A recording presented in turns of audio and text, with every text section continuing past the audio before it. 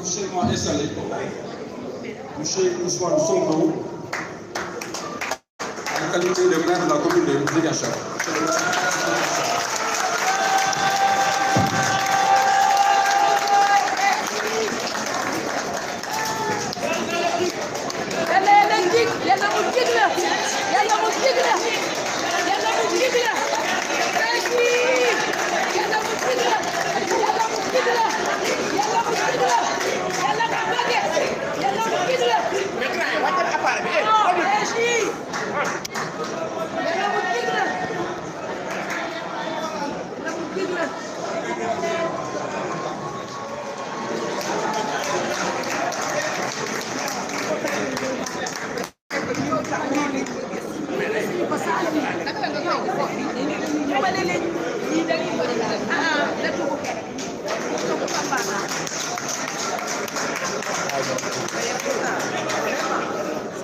Momo.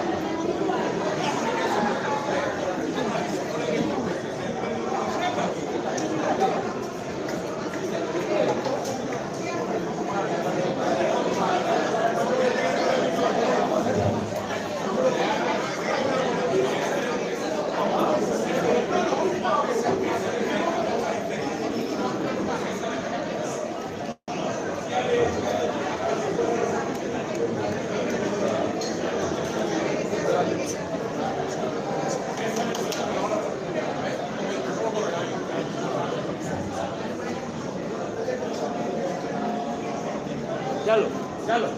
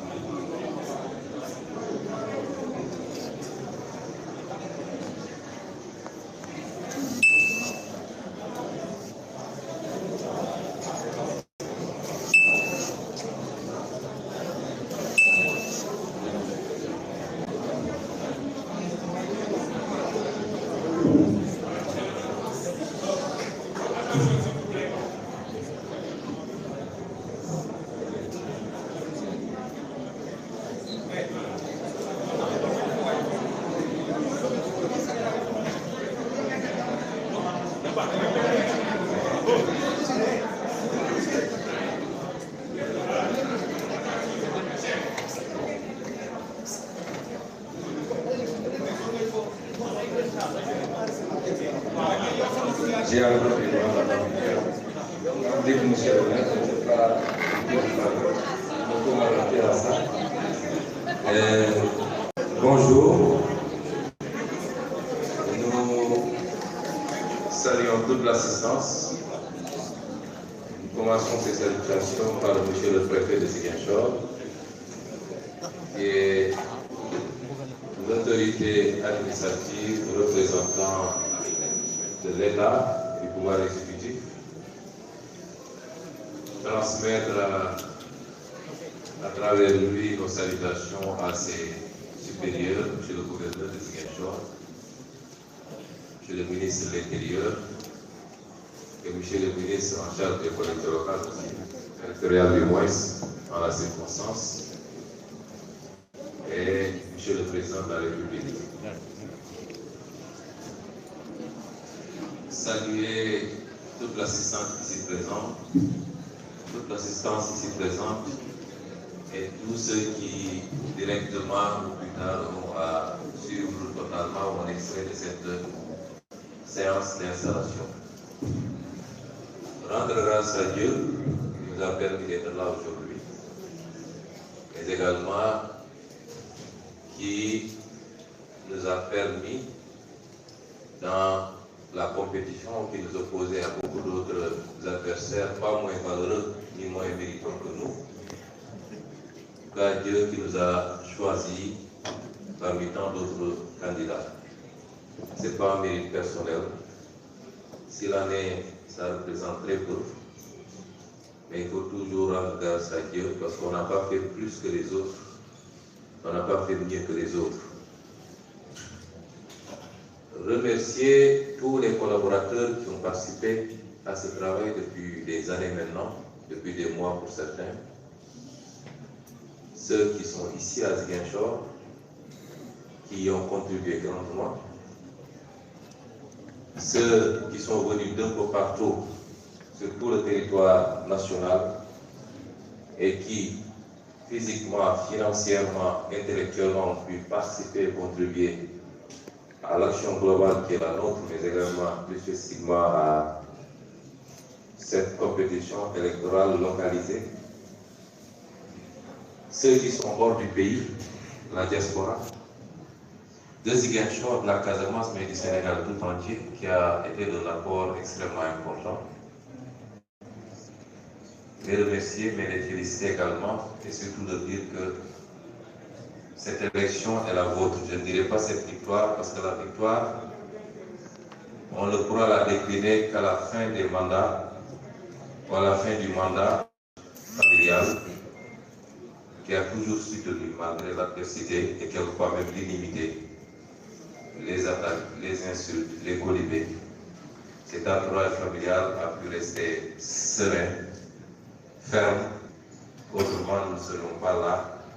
Autrement, peut-être nous n'aurions pas tenu par rapport à cette adversité.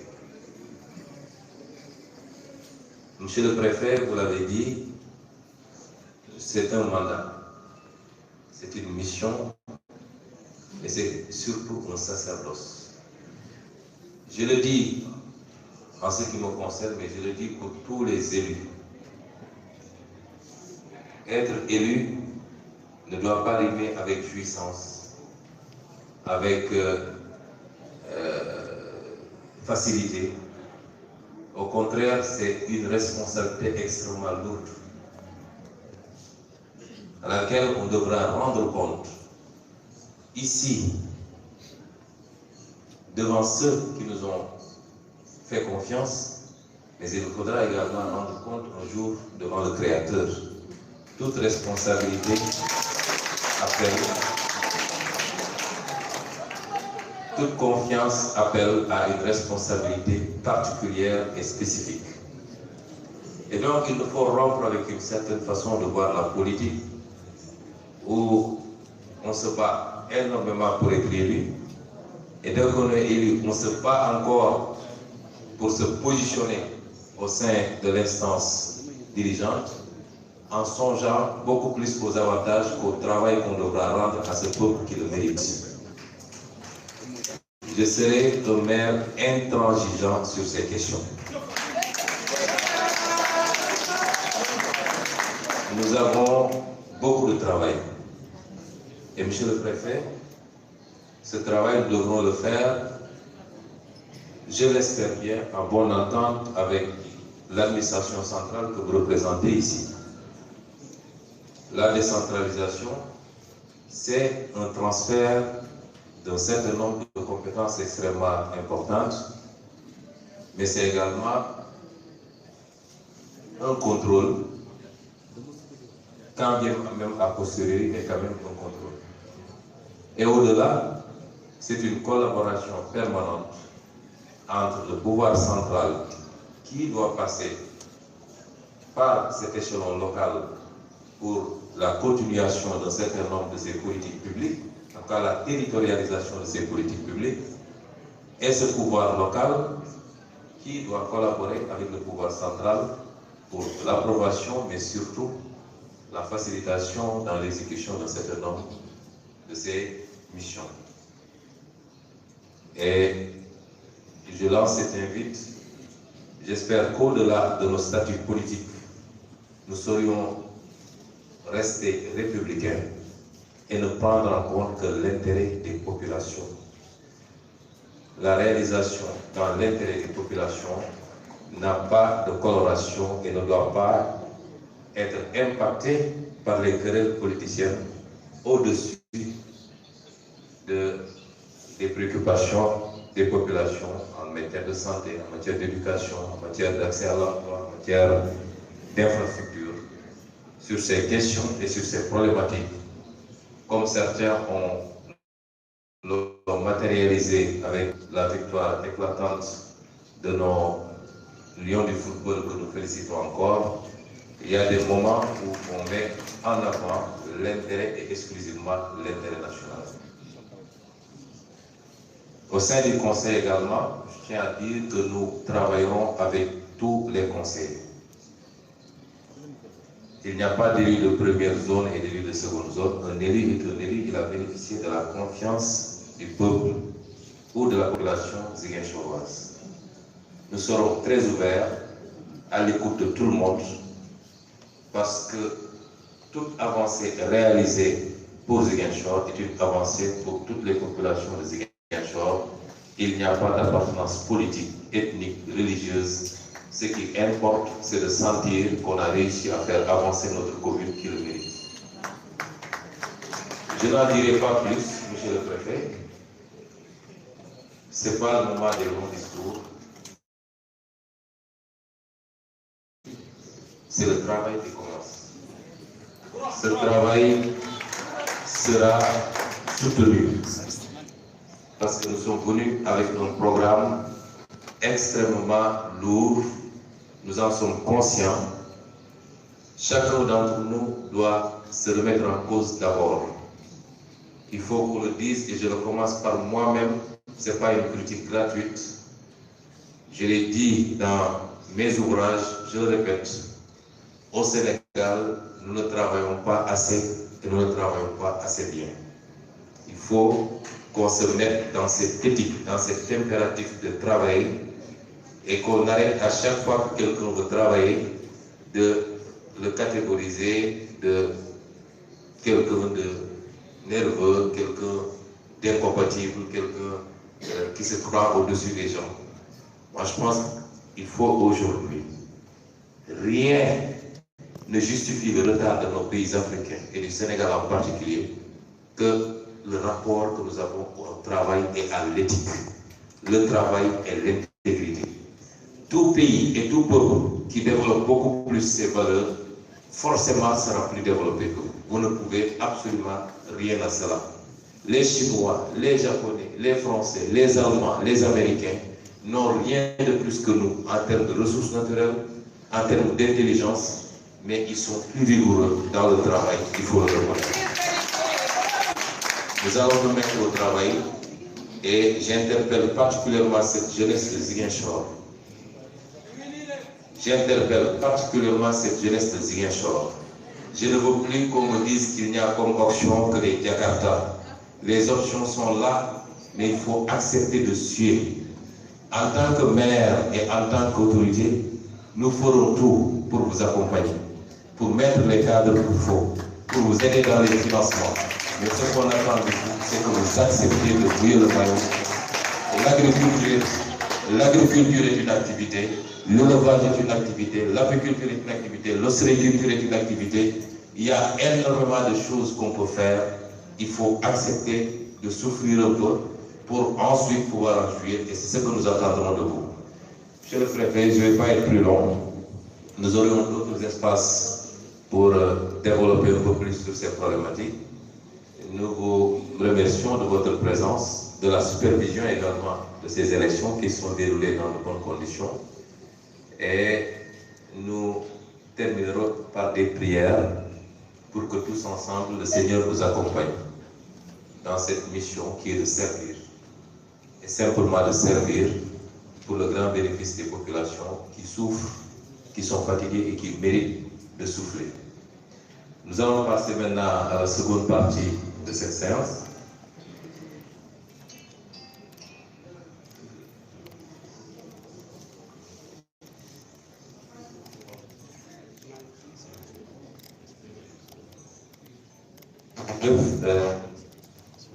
kon teewaay bi di teew ñëpp dafa ko waroon commencé sax nga xam ne dañoo jógee fu sori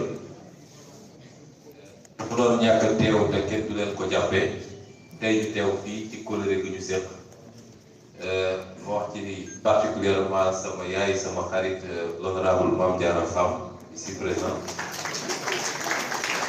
yégalul ma sax maa ngi koy doog a gis yégalul ma sax bi muy ñëw donc c'est une surprise qu'elle me fait defe naa yu mel ni moom am na ñeneen ci biir sax peut-être su ma leen gisul ñoom ñëpp maa ngi leen di gërëm monsieur le préfet ñu ngi leen di gërëm ci cette cérémonie installation bi ngeen jiite di leen féliciter d'abord ci ni ngeen doxalee processus électoral bi ba yàlla def ci lim ci def élection yi am na malgré ay incidents yu ndaw ci jàmm ak salaam di leen wax ni ñu ngi jaarale suñu nuyoo ci yéen pour mu yegg ci seeni kilifa jiital ci monsieur le gouverneur de Ziguinchor monsieur le ministre de l'Intérieur ak monsieur le président de la République ndax ñoom nga fi toogal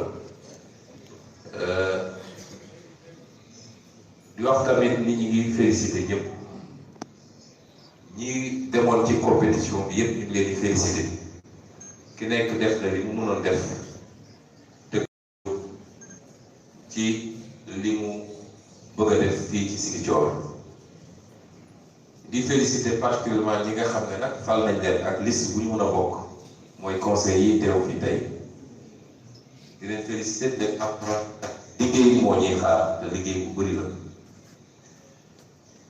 di dellu jaajëfal nag ñi nga xam ne ñoom la ñu bokkal coalition kenn ku nekk def na ci kéem kattanam di jaajëfal ñi nga xam ne ñoom laa bokkal sama parti bi Pastef ci seen taxawaay depuis ay ati at waaye it di gërëm suñuy mbokk ak suñuy wayjur ñi nga xam ne yàgg nañoo taxaw ci liggéey bi lu ne dégg nañ ko ci lu ne gis nañ ko ci waaye boobu la ñu gën a takku ngir jàppale ñu kon ñu leen di gërëm ak fu ñu mën a féete. Monsieur le préfet installé ngeen ñu en tant que maire de Ziguinchor du bànneex bu ci yéeg su dee mënu cee ñàkkit li waral loolu mooy li nga xam ne moom la ñu yéeg suñu bopp ci sas moo ëpp doole fuuf te ku xam nan mooy pal ndax bëri na ñuy xëccoo palu nañ ma fal waaye pal responsabilité bu rëy la diine boo dem nag wax na ci responsabilité la ci ñi nga jiite kenn ku ne ci ñoom bés dina taxaw nga war a layoo moom ci lim la wóolu woon ba dégg la waaye responsabilité la ñun ñi ñëpp ay nit ñu gëm lañu ci suñu kanamu borom moo tax du lu tuuti moo tax nit bu xam luy fal dëgg buñ la falee da nga war a tëju di jooy waaye waroo woo sabar yi di dëgg parce que foofu la problème bi commencé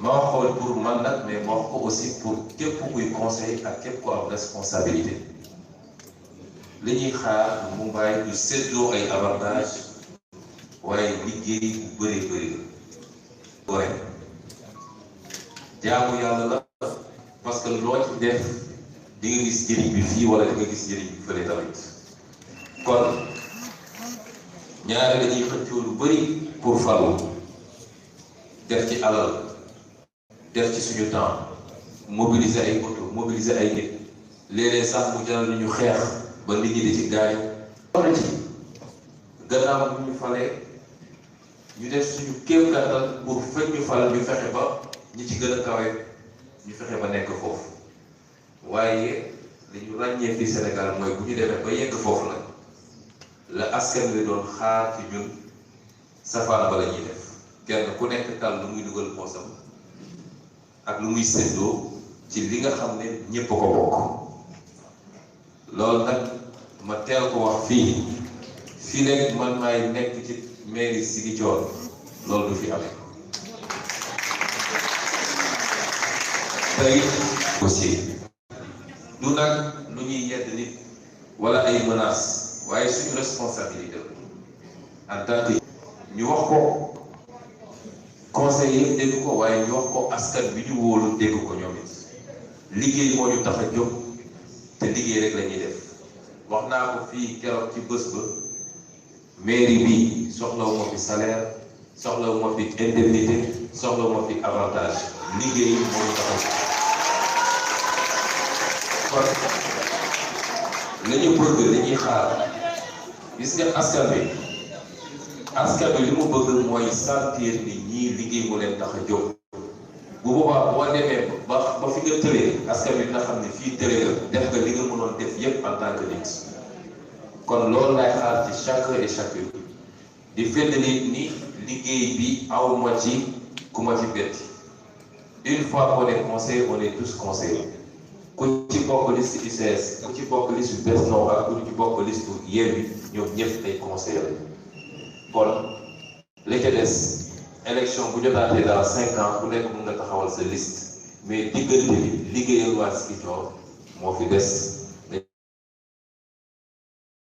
loolu mooy li ma ci bëggoon wax ci lu gàtt di daaneel ci wax ni monsieur le préfet yaa fi toogal état wala état central ñun ñu toogal fi état déconcentré parce que bokk na ci responsabilité maire ci boppam représentant ci état la ni nga ko doonee yow kon jàppante liggéey ngir njëriñu askan wi njëriñu Ziguinchor ak njëriñu Sénégal moo ñu war jàpp naa ni am naa yaakaar ni noonu lay demee ñëw nañu ak programme bu yaatu boo xam ne liggéey bu bëri la nag waaye buñ ko doxalee niñ ko bëgg a doxalee gëm naa ni Ziguinchor bii ñu fekk tey ak Ziguinchor bi ñu jëm fii léegi ay weer ay at dina doon ñu ute torop loolu tax pour mu am bëri na ci loo xam ne lu ñu war a lëkkaloo la lu ñu war a liggéey laa yéen ñu jàpp ni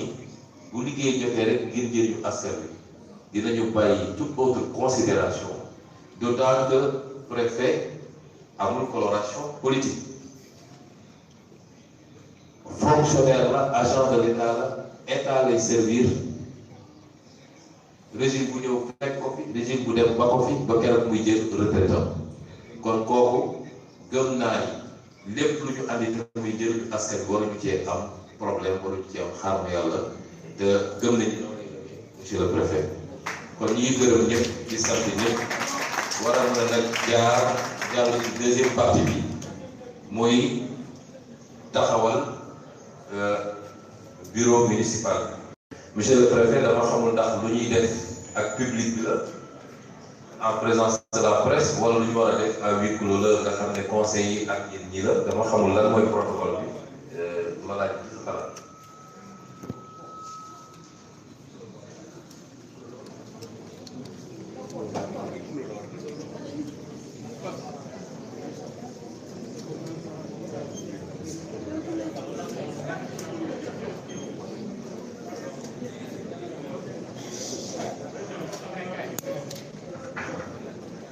Kon nos amis de la presse comme dafa laaj tuuti sérénité ak solennité